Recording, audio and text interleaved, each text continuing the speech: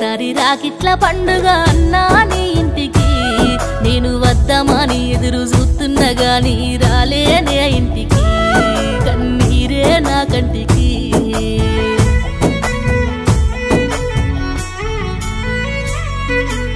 ఏడాదికోసారి రాకిట్ల పండుగ అన్నా నీ ఇంటికి నేను వద్దామని ఎదురు చూస్తున్నా గాని రాలేనే ఇంటికి